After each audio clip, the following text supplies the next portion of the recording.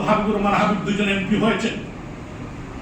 আমি ছাত্রলীগের কর্মী হিসাবে সিলেট সরকারি কলেজে যখন ভর্তি হলাম, আমার একটি কথা মনে আছে। তখন কাজী কোয়েস ভাই ছাত্রলীগের সভাপতি, সাধারণ সম্পাদক এটিএম ফয়েজ সাহেব, আমরা ছাত্রলীগের কর্মী হিসাবে তখন আমাদের ছাত্রলীগকে সিলেট মেডিকেল কলেজ থেকে বাইর করে দিয়েছিল ছাত্রদলের গুন্ডা। কেউ যখন মেডিকেল কলেজে ঢোকার সাহস করেছিল না, সিদ্ধান্তহীনতায় ভুগছিলেন। আমি তখন ছোট্ট কর্মী আপনাদের মতো, আমি দেখেছি বিস্পা ভাই বলেছেন যে আমি আসবো সামনে, তোমরা আমার পিছনে আসো। তারপরে উনার নেতৃত্বে সেদিন সিলেট মেডিকেল কলেজের ছাত্রাবাস দখল করে নিয়েছিল ছাত্রলীগ এবং ত্যাগী সম্পাদক অ্যাডভোকেট মিসবাহউদ্দিন ছিলেন। এখানে যিনি পরিচালনা করতেন সিলেট জেলা পরিষদের সংগ্রামী চেয়ারম্যান আমাদের নেতা জনাব অ্যাডভোকেট নাসির উদ্দিন খান, আমাদের শাহ সাহিব ভাই আছেন, যারা আমাদের নেতা ছিলেন, অনেক নেতৃবৃন্দ আছেন, আমাদের নিজাম ভাই আছেন, আমাদের সুজাত আলী রফিক ভাই, কামাল ভাই সহ অনেক নেতৃবৃন্দ এখানে আছেন। আমার সামনে অনেক নেতৃবৃন্দ আছেন যারা আমাদের নেতা ছিলেন, আমরা কর্মী হিসাবে কাজ করেছি। আমি আপনাদেরকে বলতে চাই, আমাদের জেনারেশনের এখানে দুজন এমপি আছেন, আমরা তিনজন। অ্যাডভোকেট রঞ্জিত সরকার, হাবিবুর রহমান হাবিব সিলেট 3 আসনের মাননীয় সংসদ সদস্য। আমরা অত্যন্ত ভাগ্যবান। এই দল আওয়ামী লীগ ছিল বলে আওয়ামী লীগের যিনি প্রধান, আমাদের নেত্রী রাষ্ট্রনায়ক শেখ হাসিনা, যার দমনীতে জাতির পিতা বঙ্গবন্ধু শেখ মুজিবুর রহমানের রক্ত, 1975 সালের 15ই আগস্টের পর যিনি 6 বছর এক জায়গায় ছিলেন, বঙ্গবন্ধুর 2 কন্যা, রাষ্ট্রনায়ক শেখ হাসিনা, বঙ্গবন্ধুর কনিষ্ঠ কন্যা, আমাদের অভিভাবক শব্দ শেখ রেহানার বাবা।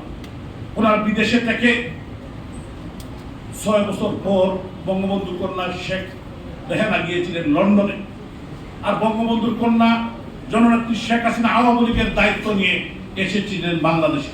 আসার পর সব ইতিহাস, আমি ইতিহাস আপনাদের সামনে বলতে চাই না, সব ইতিহাস আপনারা জানেন, আমাদের নেতৃবৃন্দ বলবেন। উনাকে 17 বার হত্যার জন্য চেষ্টা করা হয়েছে।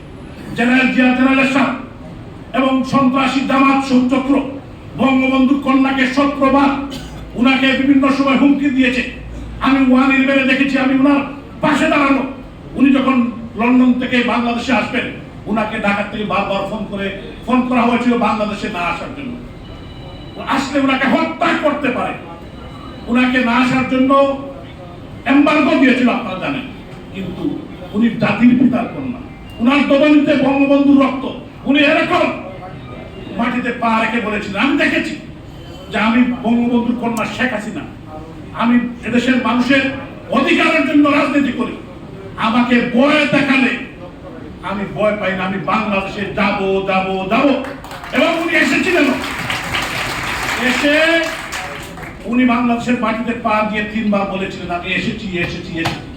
এবং এদেশ থেকে যারা ফখরুদ্দিন মঈনুদ্দিন ক্ষমতা দখল করার পায়তারা করেছিল, তাদেরকে বিতাড়িত করে আওয়ামী লীগকে সংখ্যাগরিষ্ঠ আসনে অধিষ্ঠিত করে আজকে 20 বছর আওয়ামী লীগ ক্ষমতায় আসে। সংগ্রাম বন্ধুগণ, এটা হলো আওয়ামী লীগের ইতিহাস।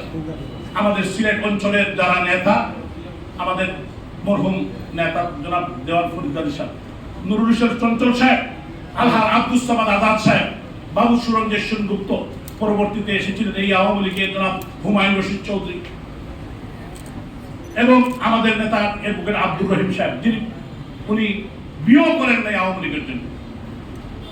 পরবর্তী সময় আমাদের আব্দুল জহির চৌধুরী, সুফিয়ান, অ্যাডভোকেট লুৎফুর রহমান, আনম শফিকুল, ইফতেখার হোসেন শামীম সাহেব সহ আমাদের সিরাজউদ্দিন সাহেব, আমাদের নেতা সবিরুদ্দিন চাচা, এরশাদ আলী চাচা, অনেক নেতৃবৃন্দ, তাদের কথা অনেকেই আমাদের প্রজন্ম জানে না, যাদের ত্যাগ কীর্তিকা। অনেকেই বড় নেতা হোক, অনেকেই, যখন আমি মেয়র হয়েছি, আমার থেকে অবদান 1000 কোটি এই হলের মধ্যে অনেক